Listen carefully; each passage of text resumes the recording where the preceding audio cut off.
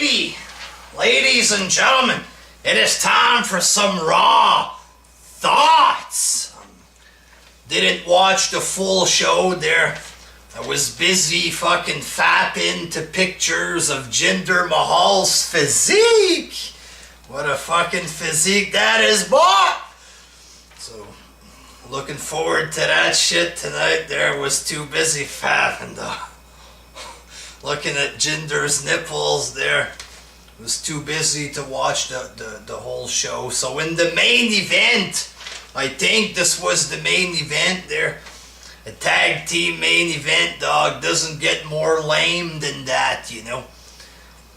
Back in the day, back in the Attitude Era, when you would have a tag match with big names or something, it might have been a little something there. If they would have the Hardys defending the tag belts in the main event, something like this. Like the NXT show, it was good. It was very dramatic, but just some throwaway tag match that doesn't really matter there. That's when the ratings tank a little bit there. So Joe got the win in this match. He finally got a win over Seth Rollins, but it's a tag match, so it's pretty much worthless or whatever. But at least Joe got a bit of offense over Rollins. I don't think Rollins should have beat him at the pay-per-view there. And Seth Rollins in general nowadays, I think the man is a little bit boring there. This whole Kingslayer gimmick or whatever the fuck it is. It's a little bit lame. Just because he beat Triple H, is he supposed to have a gimmick about how he beat Triple H or something like this? Like, Triple H is a bit past his prime there. He doesn't need to call himself the Kingslayer. And what is the Kingslayer? Rollins just being boring, not doing anything? Is this the whole Kingslayer gimmick or whatever the fuck there? Next, fuck, I think Rollins needs to go back to being a heel or something because it's a little bit boring there. Enzo Amore was attacked backstage by a mystery guy there. He doesn't know who beat him up. Kinda looks like Big Cass is the one that did it there. Maybe because Enzo always loses, something like this, so maybe Big Cass is getting fed up of carrying him or whatever the fuck. It might be the other way around because Enzo talks and shit like this there, but the way Big Cass was acting, he looked like he had a heelish face happening. The way he was threatening Kurt Angle at the end and stuff. Wouldn't be surprised if Big Cass ends up turning on Enzo pretty soon there. Plus, he's a big, tall guy. Obviously, it's going to happen at some point. Maybe Big Cass could, train with Jinder Mahal a little bit there. If McMahon turns around for a sec, if Big Cass gets a couple of doses in his blood, boy, he can get fucking ripped or at least try to lose a bit of fat so the muscles can show a bit more. Maybe a new finisher, a haircut of some sort there because he kind of looks like a big tall jobber a little bit. If they could fix his look, do something with him, make him drop the whole corny talk gimmick there, maybe they can do something with him. And you had a promo with Finn Balor and Paul Heyman.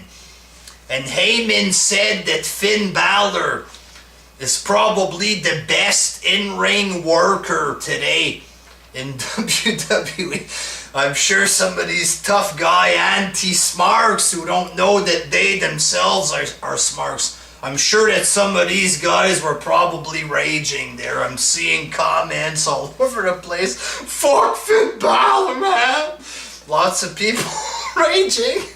Probably because of this, and let's face it, Finn Balor is fucking good in the ring. It is what it is. Doesn't have that much charisma, but he is pretty fucking good in the ring.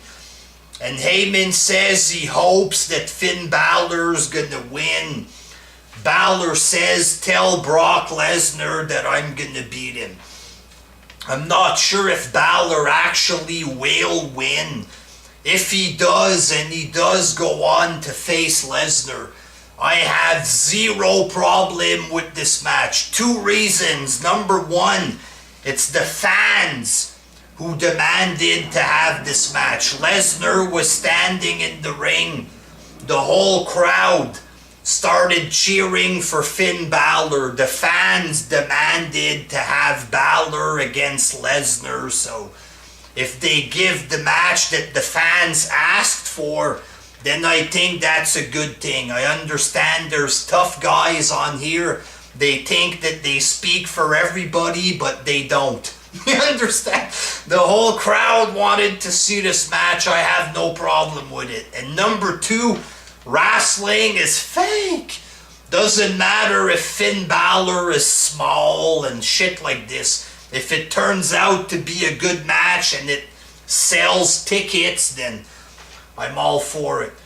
Goldust, he's back in business. They're trying to be like the OG Goldust. Stuff about he's in the director's chair again. He doesn't need a script. Stuff like this, the golden era, the golden age, something like that.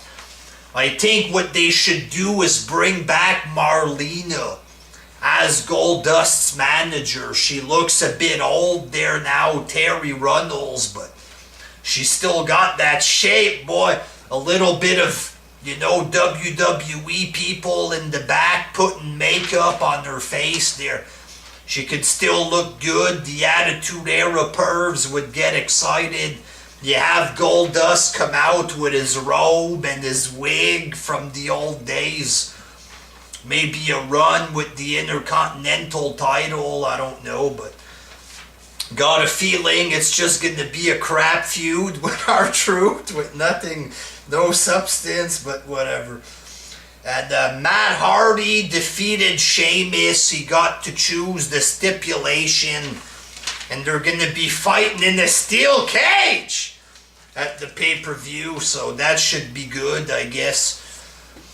What else happened? You had lots of junk on the show that's not even worth mentioning there. The Drifter, the guy with the guitar, made his debut against Dean Ambrose. Miz made him win by DQ. The guy ended up nailing Ambrose with some type of finisher there, so the Drifter, Elias Sampson, guys. He played his guitar. Alexa Bliss beat up Mickie James with the kendo stick again. You want a kendo stick? Bitch, I'll give you a stick. There, it's going to be this big. You're going to feel it. Come on there. And then Bayley came out to help Mickie James, and she grabs the stick. Alexa Bliss rolls out, and then you see Bayley with the kendo stick. You want to get extreme? You want to get extreme, Alexa? Bayley is like the opposite of extreme, you know what I'm saying? So yeah, this Raw, lots of crap on it there. I guess they didn't have much story to advance on this show, so you had lots of throwaway garbage and stuff like this, but a couple of okay moments there. Looking forward to tonight.